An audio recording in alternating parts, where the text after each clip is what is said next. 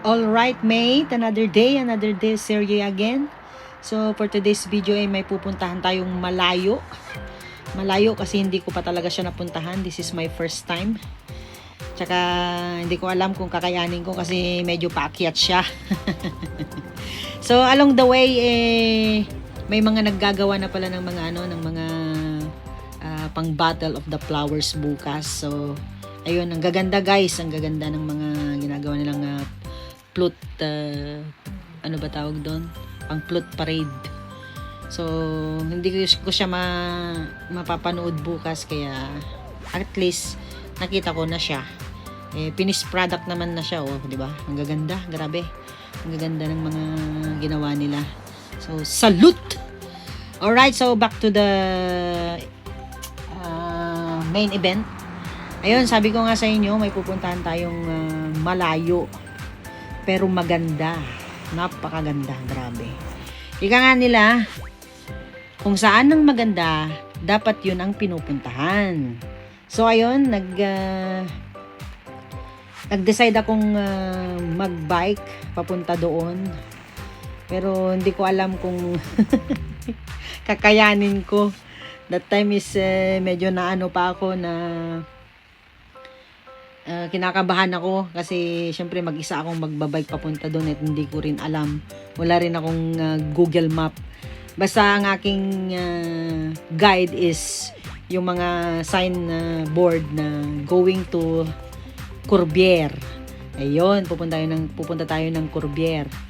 So, ang mga dinaanan natin guys is ibang klase rin. Mga rough road.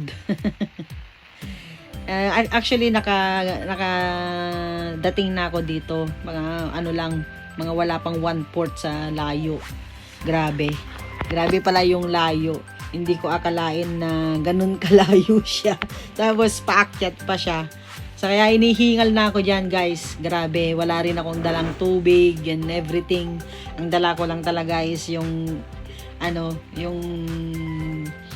kagustuhan kong mapuntahan yung magandang spot na yun, ang tinatawag na La Corbière Lighthouse. Actually, nakapunta na kami dati doon. Dinala kami ng pinsan namin, if I'm not mistaken,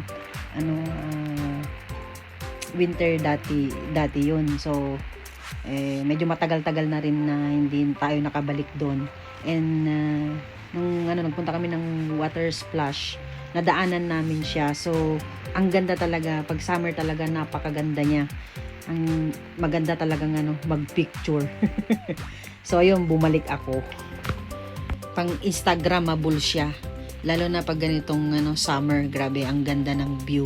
Kasi makikita mo talaga yung kulay. Ang ganda ng reflection lahat ng paligid. Grabe, ma-amaze ka talaga. So ayun, grabe, ilang junction na ako diyan. Ilang beses na akong nakakita ng Corbière. Siguro mga 10 beses na. 10 beses na kung ano-ano na yung mga nadadaanan ko. Meron pa nga diyan mga pang-golf. Yung mga kumpare kong mayayaman naggo-golf. Tsaka ayan, speaking, yan din siya. Naggo-golf sila. Grabe. Tapos ang ganda niyan, ang ganda, napakalinis. Yung parang talagang landscape, talagang bonggang-bongga. Oh, 'di ba? So ayan guys, malapit na tayo sa ating destinasyon.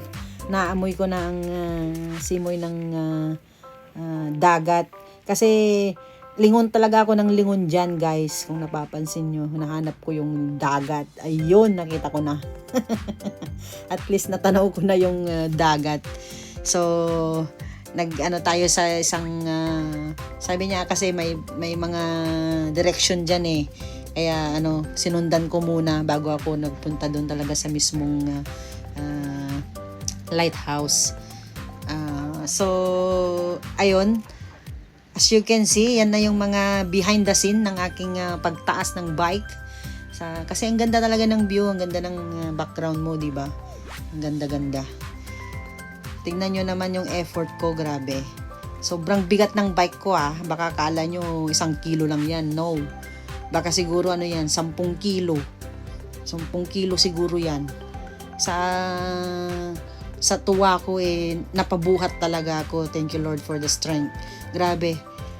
Kasi alam mo yon, kukuha ka rin ng magandang post mo para at least, 'di ba? Maganda yung kakalabasan ng yung mga kuha. Hindi lang yung basta tumayo ka lang, 'di ba?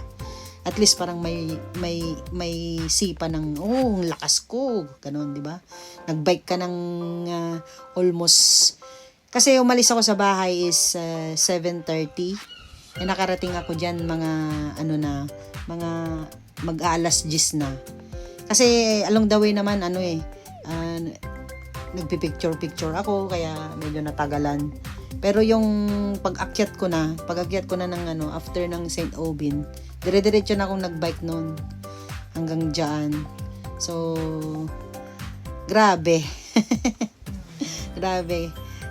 Nung nakapunta ako diyan, sabi ko sa sarili ko, kaya ko palang kahit saan ako magpunta malakas tong kaha natin. Kinakaya natin. Grabe, tignan nyo naman guys, di ba?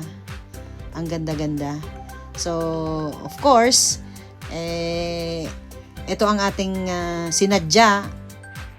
Kaya magsiselfie tayo with La Corbière Lighthouse. Alright? So, hindi na ako pumunta talaga dun sa malapit sa kanya kasi sobrang sobrang padaus-dos na siya. Baka maaksidente. Kaya piliin nating maging safe. Ayun, may kunting trivia lang tayo guys about kay Lighthouse.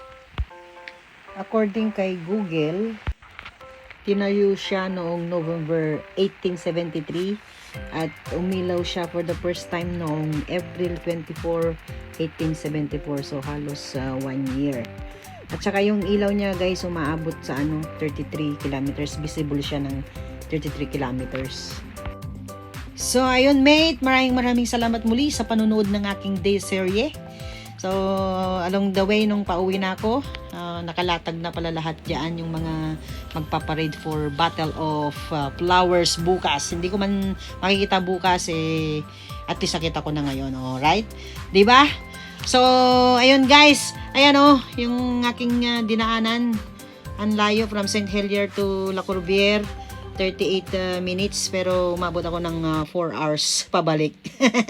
Alright, thank you so much guys. Have a good day and always take care of yourself. Bye-bye!